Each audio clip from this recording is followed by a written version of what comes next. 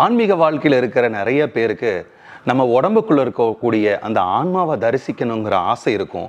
இந்த ஆன்மாவை தரிசிக்கணும்னா 5 உடல் அடுக்குகள் தாண்டி தான் போய் ஆன்மாவை தரிசிக்கணுங்கிறத வேதாந்தம், சித்தாந்தம், யோக கலாச்சாரத்தில் சொல்லப்படுது. இந்த 5 உடல் அடுக்குகளை தாண்டினோம்னா ஆன்மாங்கிற அந்த 6வது உன்னதமான கடவுள் நிலையை நம்ம அடைய முடியும். சரி, என்னென்ன உடல் அடுக்குகள் இருக்குதுன்னு பார்க்கலாமா? முதல் உடல் அடுக்கு அன்னமய கோஷம், அதாவது உணவு உடல்னு சொல்லுவாங்க. எதெல்லாம் நம்ம சாப்பாடாக சாப்பிட்டு இதை வளர்த்தி வச்சிருக்கிறோமோ இதுக்கு பேர் தான் அன்னமய கோஷம், உணவு உடல். இது எப்படி நம்ம கண்டுபிடிச்சிக்கிறது அப்படின்னா, இப்போ நம்ம சாப்பிடவே இல்லை, பசியில் ஒரு மயக்கம் வருது, அப்போ இந்த உடம்பு தானே பாதிக்குது, அப்போ இந்த அன்னமய கோஷம் பாதிச்சிருக்குதுன்னு அர்த்தம். அப்போ இந்த உணவு உடல் பாதிச்சது இருக்குன்னு அர்த்தம். அடுத்தது பிராணமய கோஷம். இந்த பிராணமய கோஷம்ங்கிறது அப்படிங்கிறது பிராண தேகம்னு சொல்லுவாங்க. இப்போ இந்த பிராண தேகம் எப்படின்னா, நம்ம சுவாசத்தில் இருக்கக்கூடிய வரக்கூடிய பிராண சக்தியை உபயோகப்படுத்தி நாடி நரம்புகள், ரத்த ஓட்டம், இந்த மூச்சு காத்து எல்லாம் கண்ட்ரோல் பண்ணக்கூடிய தேகம் வந்து பிராண தேகம் சொல்லுவாங்க. இந்த பிராண தேகம் எப்படி நமக்கு உபயோகமாகுதுன்னா, ஆன்மீக பயிற்சிகள், நம்ம சுவாச பயிற்சி, இந்த யோக பயிற்சி இதெல்லாம் பண்ணும்போது அது நமக்கு ஒத்துழைக்குது.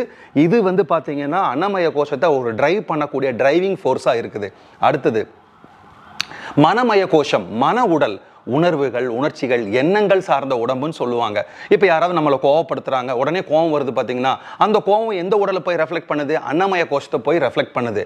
மனதனால எழக்கூடிய எண்ணங்கள் எல்லாம் போய் இன்னொரு அன்னமய கோஷத்தை ரெஃப்ளெக்ட் பண்ணக்கூடிய தன்மை இந்த அன்னமய கோஷத்துக்கு இருக்குது. ஸோ அதான் 3வது ஒரு உடல். இது வந்து பார்த்தீங்கன்னா மன உடல்னு சொல்லுவாங்க. அடுத்தது விஞ்ஞானமய கோஷம். இந்த விஞ்ஞானமய கோஷத்தை புத்தி உடல்னு சொல்றாங்க. எது நல்லது, எது கெட்டது, இது பண்றது சரியா, அது பண்றது சரியா அப்படிங்கிற விஷயத்தை நம்ம புத்தியில தீர்மானிக்கிறோம். அறிவுக்கும் புத்திக்கும் ஒரு வேறுபாடு இருக்கு, அதை நான் இந்த தருணத்தில் சொல்லிடுறேன். அறிவு அப்படின்னா இதுதான் கத்தி அப்படின்னு கத்தியை பார்த்ததையும் நம்ம ஒரு இன்ஃபர்மேஷன் ஸ்டோர் பண்ணிக்கிறோம் பார்த்தீங்களா, அதுக்கு பேர் அறிவு. இதை வச்சு நல்லது பண்றதுமா கெட்டது பண்றமான்னு தீர்மானிக்கிறது பேர் புத்தி. ஸோ அதுதான் அந்த புத்திக்கு சம்பந்தமான உடல். கடைசியா இருக்கிறது ஆனந்தமய கோஷம், ஒரு ஆனந்தமான ஒரு பிளிஸ்ஃபுல் ஸ்டேட் இருக்கக்கூடிய ஒரு உடம்பு.